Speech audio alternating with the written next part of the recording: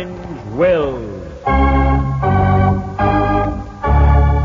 Starring the distinguished Hollywood actor Warren Williams, and featuring Carlton Young and Howard Culver with an all-star Hollywood cast. Original music by Del Castillo. Dead men's wills are often strange. We cannot attempt to understand them or try to read the answers. We can but tell the story. This is Warren Williams bringing you the story, So Deep the Stream. But first, here's a brief message from your announcer.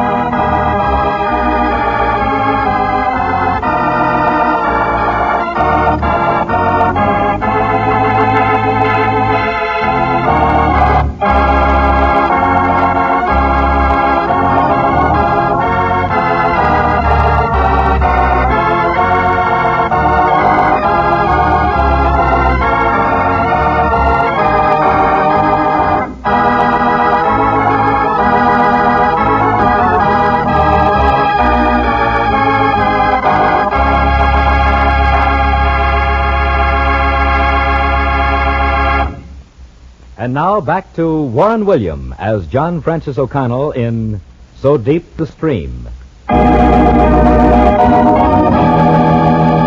Many people leave strange legacies. One man in Oregon left a trunk full of government bonds to his wife.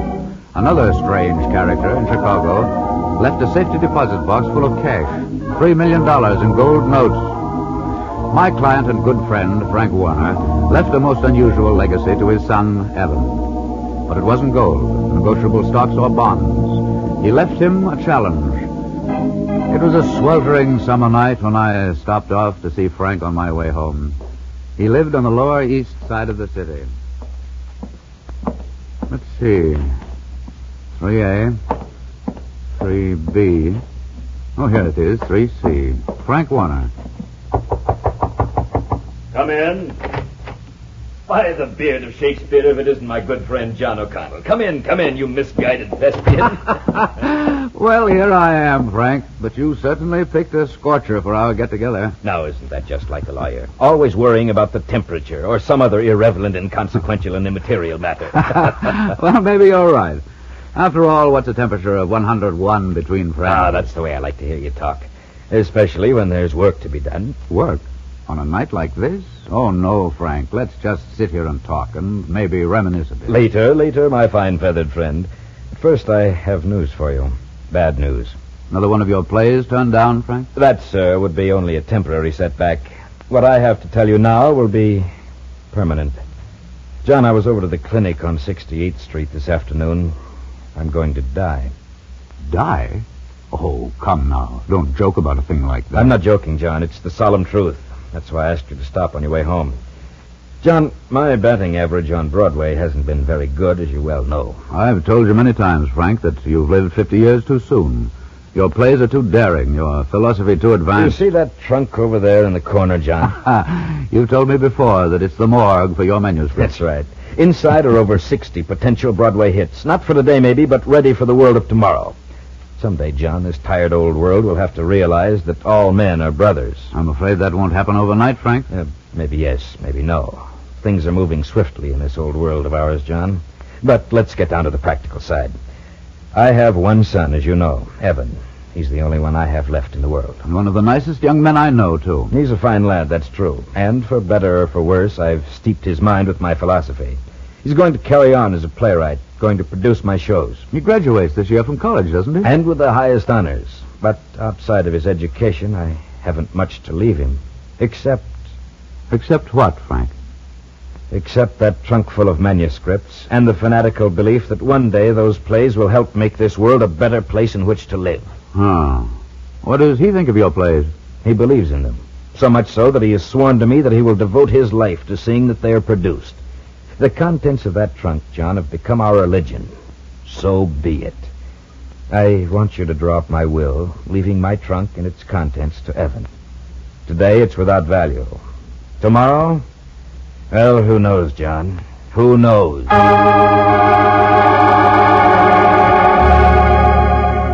Frank Warner died 2 years later, while Evan was studying in Paris. His funeral carried little notice in the press, but the church was filled to capacity with old and new friends who had known him. Overalled workmen carrying lunch boxes sat next to and rubbed elbows with gentlemen in silk top hats. As I sat there and looked at the people, I wondered if Frank's philosophy of universal brotherhood hadn't borne fruit. Somehow the thought occurred to me that within the confines of this solemn old church, men and women, high-born and low-born, were gathering to do humble homage at the bier of a brilliant mind. Was this the beginning of reason and understanding? I wondered.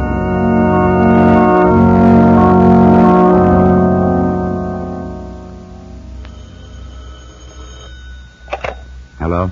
John, is that you, John? Yes? This is Evan Warner. Why, Evan, good heavens. I'm glad to hear your voice again. How long have you been home? Just flew in this morning. It's sure swell to be back. And it's nice to have you here, too, Evan.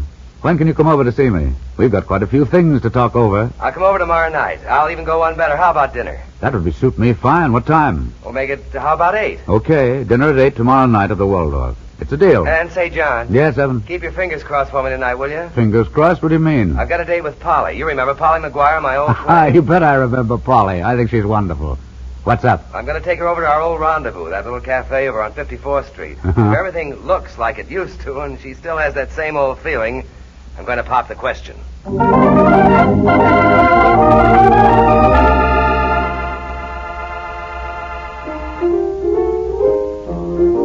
So, there you are, Polly. That's my story and my future. How about it, honey? I don't know what to say, Evan, really.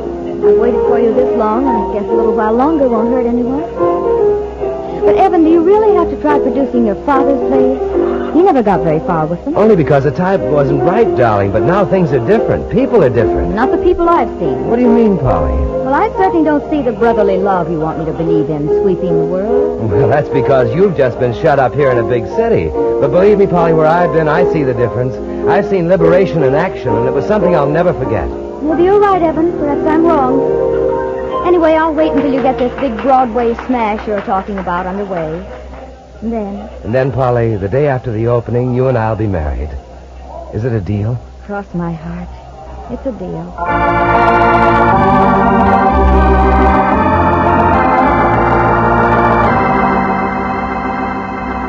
Youth and ambition were not to be denied.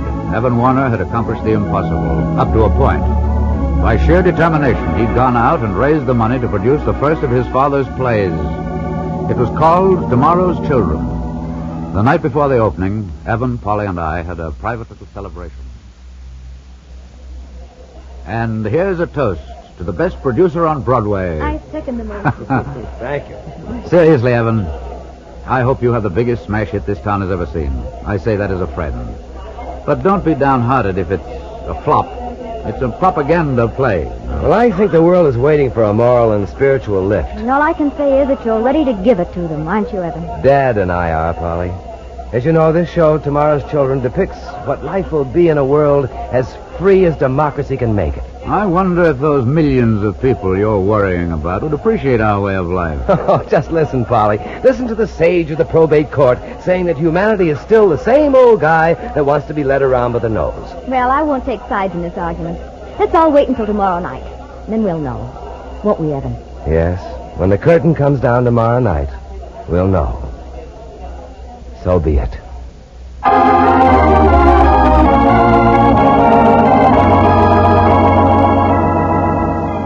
Well, the critics all agree that it would have been better if Tomorrow's Children had never been born. The next morning we got together and wept over the press notices. Evan was deeply hurt. Perhaps I'm crazy, but I'm going on. And, Polly, I can't ask you to keep your promise to marry me. I'd hoped for success, and instead I get black, dismal failure. But I can't compromise with truth. Polly, I want you to forget me. Marry someone with a future, with a good job, someone who can get you the things you deserve. And thanks, both of you, for sticking with me. Goodbye.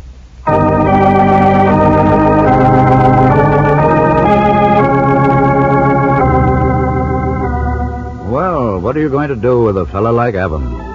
Polly waited for another 6 months, and then, bright and early one morning, she called me to say she was married to Cyrus MacDonald, a wealthy mine owner from South Africa. Tired of waiting for Evan, she had chosen this way out. They left by plane that very night for their new home on the dark continent. I never knew how much Evan missed Polly until one day, months later, I dropped in to the little cafe where they used to spend their evenings.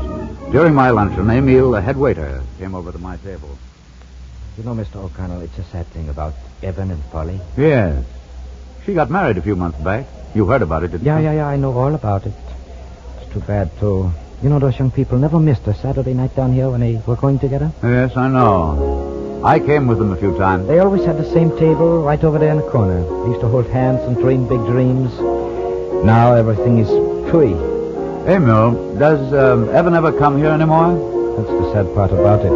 He still comes every Saturday night, just the same as usual. Is he a new girl? No, not at all. He still reserves the same little table, has it set for two, orders 2 roses, and then he just sits there like a mummy. Orders a table for 2 and then comes here all alone, Emil? Exactly. He sits down, listens to the piano. You can see what he's thinking of. But he won't give in. If he would only cry a little, get a little bit sentimental, maybe he would forget. I don't think he's the forgetting kind, Emil. Maybe not. Only, Mr. O'Connell, it makes me sick here at my stomach to see him suffer so. It makes me mad at the whole world, the world he is trying to save. Well, Emil, that's the way of life. Some of us were born to be happy, and some of us were born to suffer. I want to help Evan very much, but he swears he won't see me until he produces a hit. What are you going to do with a fella like that? I don't know. But I'll tell you what I did, Mr. O'Connell. I've collected $2,465 from waiters all over town toward his next play. He's almost got enough now. How much more does he need, Emil? $3,000. And this time, Mr. O'Connell, it's going to be different. Different? How? He must have 10,000 investors in his new show. Everyone from paper boys to beauty shop operators. They've all kicked in all their pennies, and, well, being investors, they will all show up at the theater. I see. With all those investors waiting to see their own show, they ought to have a sellout for weeks to come. Yeah, that's right, Mr. O'Connell, that's right. Well, in that case, Emil, I'll tell you what I'll do. I'll send you a check for $3,000. I want to be an angel and go to heaven. But promise me that you'll never let him know it came from me. All right. It's a deal, Mr. O'Connell. It's a deal.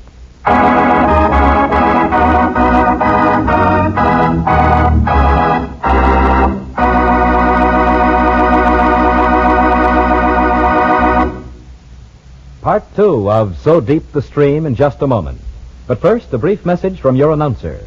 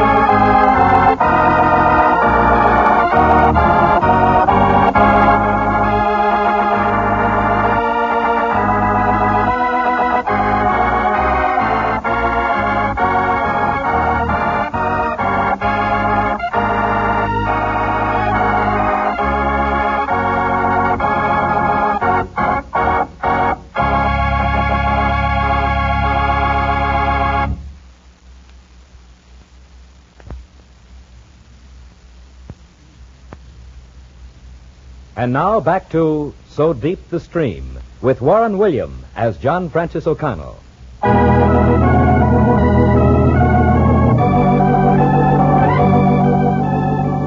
I wish you could have attended the opening night of Evan's new show, So Deep the Stream. Even the aisles were jammed with a shouting mass of humanity who wanted to tell the world just what they thought of Evan Warner. And when the final curtain went down,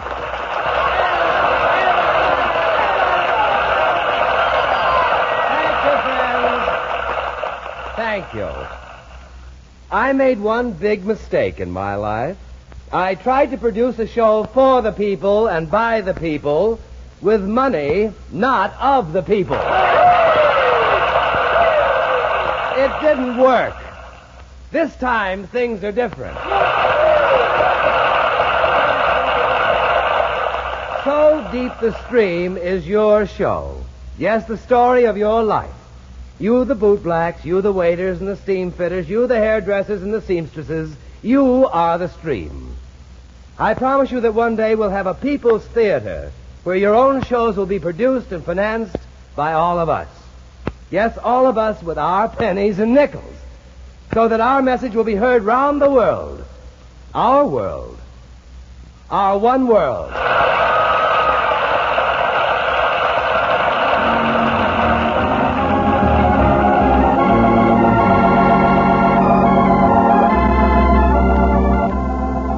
Evan Warner became the country's overnight sensation. Critics, sensing the popular movement, jumped on his bandwagon. Here was the great humanitarian, the new Lincoln.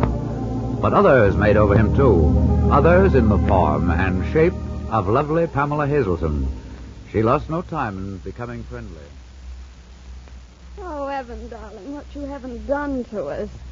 But you know, I went downtown and applied for a job as a social worker this morning. Oh, I want to work right in the midst of the poor and underprivileged. But, Pamela, I don't want you to go that far. After all, the work is hard, tiring. What would you have me do, Evan? Just sit here in this penthouse apartment and wait for you to call me? Well, I could think of worse things. Selfish genius. That's what you are, too. Now that you've converted me to your way of thinking, you want me to be a drone bee. But you're too beautiful, my darling, to go into the slums. All right, my dear one. Pamela's ready to compromise. I'll stay away from social service work. If you'll take me to dinner at the Versailles tonight, and then we'll do the nightclubs. Now then, how's that? How could I resist, Pamela, dear? And one more thing. Yes, sweet? I've scheduled you for the guest of honor at our next club meeting. All of my friends want to meet the young man who conquered Broadway single-handed. Why, they consider you a new Daniel. A new Daniel?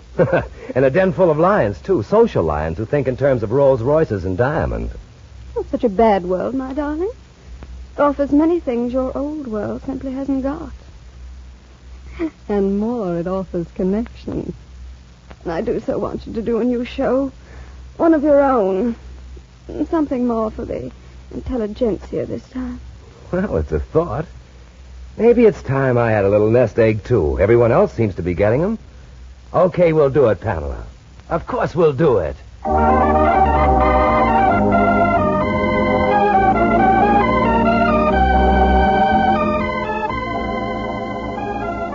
Not long after, the engagement of Pamela and Evan was announced.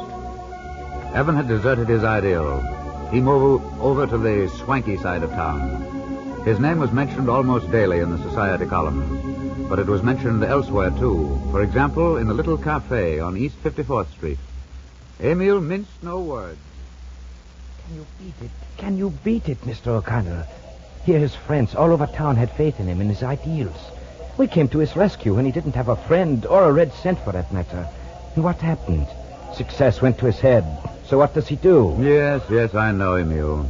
But what he did has been done before and will be done again. That's what we can't figure out. Who is this Pamela girl? What has she got that she couldn't find in, well, say, Polly, for instance? Oh, yes, Polly. Say, there was a fine girl. I wonder whatever happened to her. It's been months. Why, I heard from her less than a month ago. She's coming back here, didn't you know? No, she's never written to me. Well, her husband was killed in an airplane wreck almost 3 months ago. She'll be here next month. Next month, eh? Maybe she'll be here in time for the opening of Evan's new show. His new show. That is very funny. The carriage trade better come out in droves. Because we won't be there. You can be sure of that.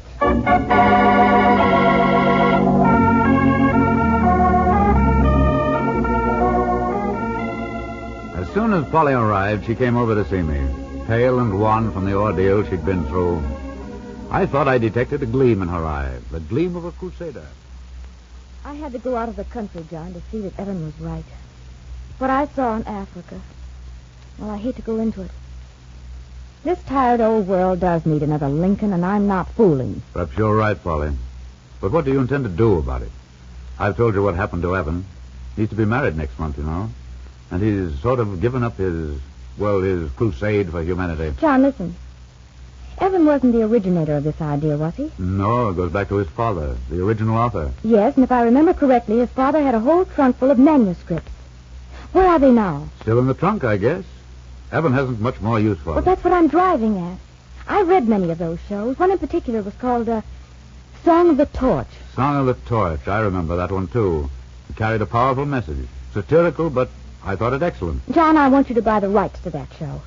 Don't tell him who intends to finance it or who will produce it, but just get it at any price. I know that you're well able to finance it, Polly, but whom do you have in mind to produce it? I'll tell you, John. The same people that made So Deep the Stream the great hit that it was. The waiters, the bootblacks, the small fry. Yes, the people, John. Let's say, Polly, I think you've got something. Let the people do it. You're right. It's about them. Why not let them produce it? Good. I'll get busy right away, and maybe... Well... Maybe what, John? Maybe it will bring Evan back to his senses. Gee, I never thought lawyers could be so intuitive. Or maybe you're right. And here's hoping.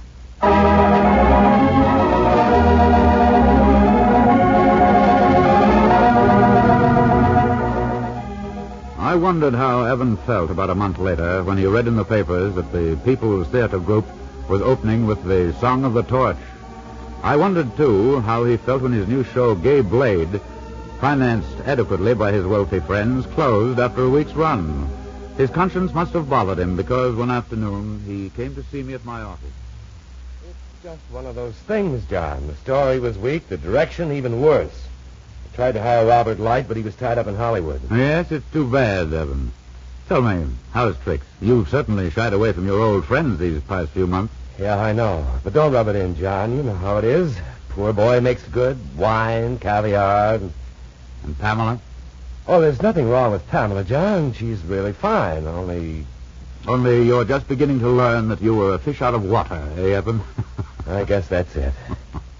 John, I've wanted to go back to the old crowd for months. My own people. Guys who learn life the hard way, but it's hard to say, but I'm ashamed of myself. They think I'm a heel, and I guess they're right, John. Well, maybe it's not too late to make amends, Evan. Now, what can I do to square myself? They won't forget or forgive. No, I wouldn't say that. You know, of course, that one of your father's plays is opening this week. Day after tomorrow, in fact. Yes, I read all about it. Hmm. I wanted to drop into rehearsals, but, well, you know, they'd run me out of the theater. Tell you what I'll do, Evan. I'll reserve seats for the opening night.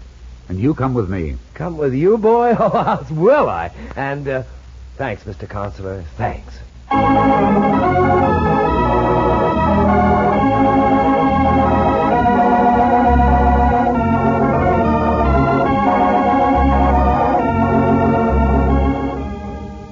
The Song of the Torch played to an overflowing and enthusiastic audience. The program carried the name of no director, but that didn't stop the show from being a smash hit. From our seat in the third row, we saw and sensed the beginning of something that transcended art and the stage. We saw public opinion being welded by sheer force of dramatic intensity. As the curtain lowered, the people stormed their approval.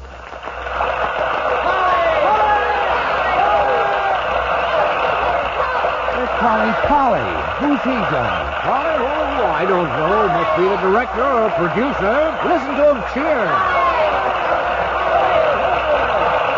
It's Polly, John. It's our Polly. Stand up and cheer. It's Polly. She's wonderful.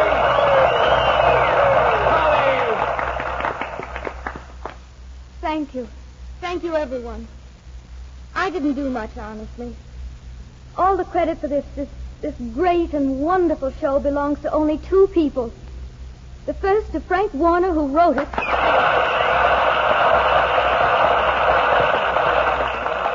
And secondly to the one and only Evan Warner, his son, who had the courage of his own convictions and who believed not only in his father, but in us, the people.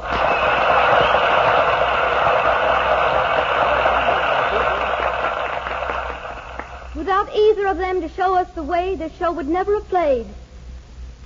And it gives me the greatest of pleasure tonight, ladies and gentlemen, to present to you the guiding star, the one who was always behind me in this glorious venture, Evan Warner. Just a minute, please. Just a minute. Come up here, Evan. Come up here where you've always belonged.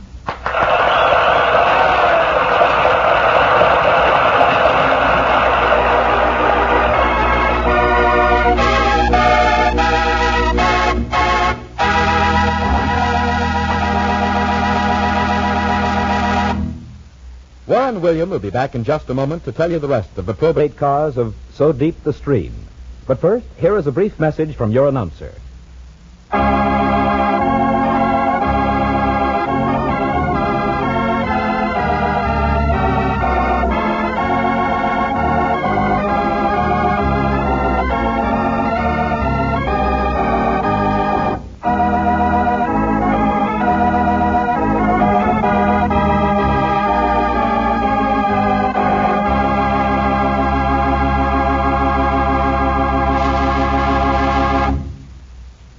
And here again is Warren William as John Francis O'Connell. The People's Theater Group is a thoroughly viral and potent influence on our lives today, thanks to Frank Warner and his son, Evan, and to Polly, Emil, and thousands of people who made it possible. Their message is the message of liberty and freedom. With Evan and Polly at the helm, you may confidently look ahead to a new movement in the theater and perhaps in the shaping of a better world.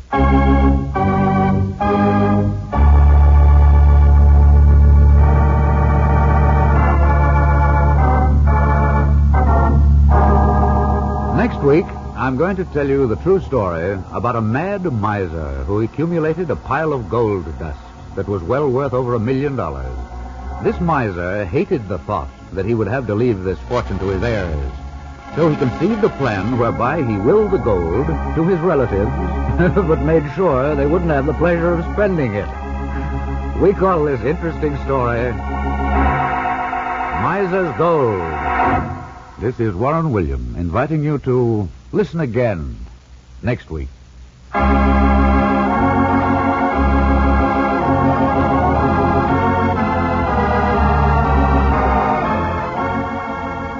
Strange Wills is written by Ken Crepine and directed by Robert Webster Light. Any similarity between names used in this story and those of living persons is purely coincidental.